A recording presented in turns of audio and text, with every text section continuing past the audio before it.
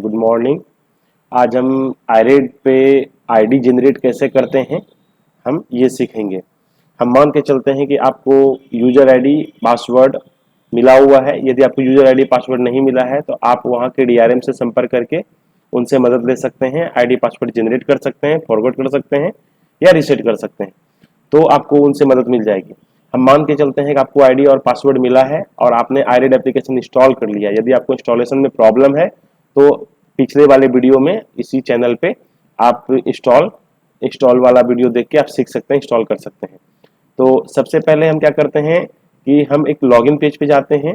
आईरेड open जैसे करते हैं आपको यही खुलेगा। इसमें डिपार्टमेंट में आपको पुलिस सेलेक्ट करना है। पुलिस मॉड्यूल पे आईरेड पे आईओ लेवल की एंट्री कैसे की जाती है, आईडी जनरेट कैसे किया जाता है, आज हम ये सीखेंगे। इसमें डिपार्टमेंट में पुलिस होगा। यूजर नेम में आप यूजर नेम डालेंगे। पासवर्ड है जो मिला होगा आपको वो पासवर्ड डालेंगे। इस तरीके से यूजर आईडी और पासवर्ड हो गया। उसके बाद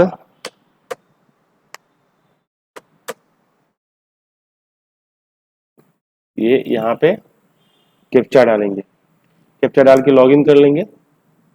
लॉगिन करने के बाद ये जो पेज आपको दिखेगा इसको होम पेज बोलते हैं। इस होम पेज पे न्यू एक्सीडेंट पे जाके आप नया एंट्री करेंगे। घटनास्थल पे जाना होगा इसके लिए, और प्रीवियस एक्सीडेंट पे जाके आप पिछली एंट्री जो किए हैं वो देख सकते हैं। यदि आप सबमिट टू एसएचओ कर देंगे तो वो कंप्लीटेड में दिखेगा। यदि आप सबमिट टू एसएचओ नहीं किए होंगे तो वो पेंडिंग में दिखेगा। तो हम होम पेज पे जाते हैं और न्यू एक्सीडेंट पे क्लिक करते हैं। न्यू एक्सीडेंट पे क्लिक करने के बाद ये खुलता है accident date and time. Accident date and time मान लेते हैं हम एक केस की एंट्री करते हैं जिसमें एक गाड़ी जिसका नंबर ज्ञात है वो गाड़ी किसी पैदल यात्री को धक्का मार देता है। वो पैदल यात्री घटनास्थल पे उनकी मृत्यु हो जाती है और बाकी कोई पैसेंजर नहीं होता है, कोई जानवर सामने नहीं आता। तो हम इस केस की एंट्री करेंगे। मतलब टक्कर हुआ है एक गाड़ी और एक पैदल यात्री का। हम एक केस की एंट्री करते हैं, उसकी आईडी जनरेट करते हैं। तो इसके लिए क्या करते हैं कि सबसे पहले accident date and time select करना है। मान लेते हैं कि आज से 2 दिन बाद 3 दिन पहले एक्सीडेंट हुआ है, 18 तारीख को एक्सीडेंट हुआ है। कितने बजे हुआ है तो टाइम सेलेक्ट कर लेंगे। मान लीजिए कि 9:10 पे हुआ है तो वो टाइम सेलेक्ट कर लिए। रिपोर्टिंग डेट एंड टाइम आपको कुछ नहीं करना है, ये ऑटोमेटिक आज का डेट और अभी का टाइम ये ले लेगा। उसके बाद फिर यहाँ पे जियो लोकेशन पे क्लिक करना है। जियो लोकेशन पे जैसे क्लिक करेंगे मोबाइल में आप, तो आप जिस जगह पे खड़े होंगे उस जगह का लोकेशन आ जाएगा। यदि आपको लगता है कि ये लोकेशन सही नहीं है, गलत लोकेशन दे रहा है, तो आप इस 4 डायरेक्शन में जो एरो है, जो 4 दिशा में एरो बना हुआ है, उस पर क्लिक करके आप मैनुअली आगे पीछे करके लोकेशन को सेट कर सकते हैं। उसके बाद सेट करने के बाद आप इस टिक एरो पे जो टिक है उस पर क्लिक करेंगे। यहाँ का लेट लॉन्ग के साथ लोकेशन कैप्चर हो जाएगा। उसके बाद आएगा point of interest. Point of interest में आप जिस जगह पे खड़े हैं उससे 3 नजदीकी पॉइंट बताया जाएगा। उसमें कोई एक पॉइंट जो आप जानते हैं उसको सेलेक्ट कर लें। उसके बाद आता है लैंडमार्क नेम। जिस जगह पे एक्सीडेंट हुआ है उस जगह को किस नाम से जानते हैं। जैसे मानते हैं कि उनका नाम है नियर देबू पेट्रोल पंप सरायगढ़। सरायगढ़ में एक देवू पेट्रोल पंप है, वहीं पे एक्सीडेंट हुआ है, तो उस जगह का हम लैंडमार्क नेम दे दिए। उसके बाद सेवेरिटी। सेवेरिटी में देखिए 5 सेवेरिटी आपके सामने है। फैटल। फैटल में क्या होता है कि यदि कोई एक लोग कम से कम एक लोग की मृत्यु होगी तो फैटल होगा। और ग्रीवियस इंजुरी में हड्डी टूट जाए या मांस या गुदा निकल जाए तो उसको ग्रीवियस इंजुरी बोलते हैं, मतलब गंभीर रूप से घायल हो गया। माइनर इंजुरी हॉस्पिटलाइज मतलब हो गया कि एक्सीडेंट हुआ है, चोट लगा है, लेकिन उसे हॉस्पिटल भी एडमिट किया गया है। हल्का सा चोट लगा है, उसे हॉस्पिटल ले जाने की जरूरत है, तो माइनर इंजरी हॉस्पिटलाइज होगा। माइनर इंजरी नॉन हॉस्पिटलाइज मतलब क्या कि एक्सीडेंट हुआ है, चोट लगा है, लेकिन उसको हॉस्पिटल ले जाने की जरूरत नहीं है, मलहम वगैरह खुद से कर दिया गया और उससे ठीक हो गया। नो इंजुरी, ये जो लास्ट कैटेगरी है नो इंजुरी, जैसे एक्सीडेंट करके कोई पोल में धक्का मार के गाड़ी भाग जाता है तो उसमें ड्राइवर को तो कुछ नहीं होता है, तो उसमें ड्राइवर नो इंजुरी हो जाएगा। ड्राइवर ही नहीं, पैसेंजर पैदल यात्री जो एक्सीडेंट में शामिल तो है लेकिन उसको कुछ भी नहीं हुआ है तो वो नो इंजुरी में आ जाएगा। हम यहाँ पे मान के चलते हैं कि एक पैदल यात्री को धक्का मारा है गाड़ी और वो पैदल यात्री घटनास्थल पे मर गया, तो सेवेरिटी फैटल होगा।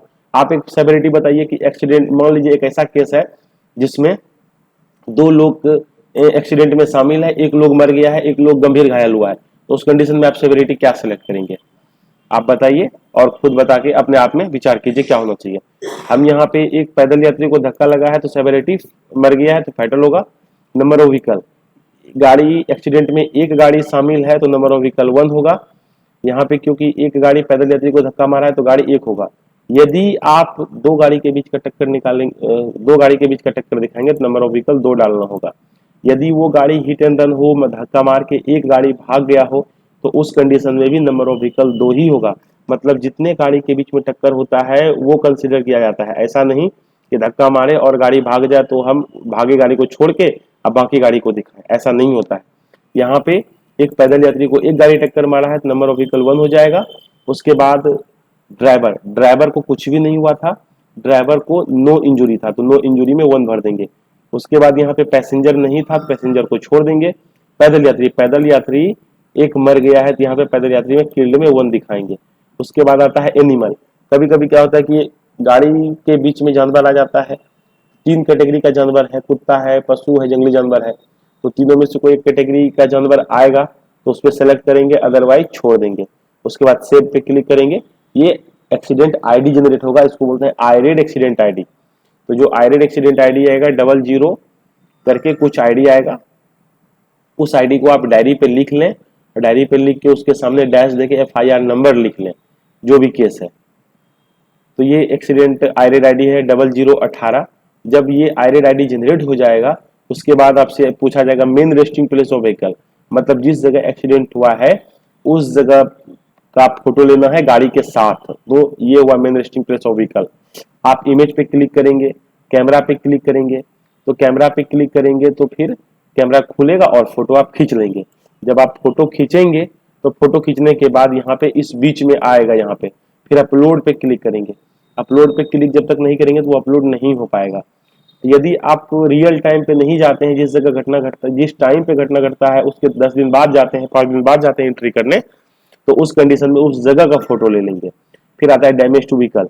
डैमेज टू व्हीकल में गाड़ी डैमेज टू, यदि गाड़ी डैमेज है तो उसका गाड़ी का फोटो लेंगे। गाड़ी नहीं भी डैमेज है तो भी गाड़ी का फोटो आगे और पीछे से लेना है, आपको आगे से पीछे से फोटो लेना है गाड़ी का। फिर आता है 2 फोटो लेंगे गाड़ी का, एक आगे से और दूसरा पीछे से। हम आगे से ले लिए और अब हम पीछे से नंबर प्लेट के साथ फोटो लेंगे और यहाँ पे ओपन पे क्लिक करेंगे। इस टाइप से ये फोटो यहाँ पे अपलोड हो जाएगा। 2 फोटो, इसमें आप मल्टीपल फोटो डाल सकते हैं। एक गाड़ी का 3 फोटो भी डाल सकते हैं, 2 गाड़ी है तो 3 दोनों 6 फोटो डाल सकते हैं। यहाँ पे काउंट 2 3 4 5 6 ऐसे करके काउंट आते रहेगा। फिर आता है damage to property. Damage to property में वो होता है जैसे कि गाड़ी पोल में धक्का मार दिया तो प्रॉपर्टी में पोल हो जाएगा, तो उस तरह का रहेगा सिचुएशन, तो प्रॉपर्टी का फोटो डालना है, अपलोड करना है, नहीं तो छोड़ देना है। फिर आता है obstruction of object on road. Road पे अवरोध की वस्तुएं, जैसे पेड़ पौधा हो गया, रोड पे कोई ईंट वगैरह रखा है तो वो अवरोध का काम करेगा।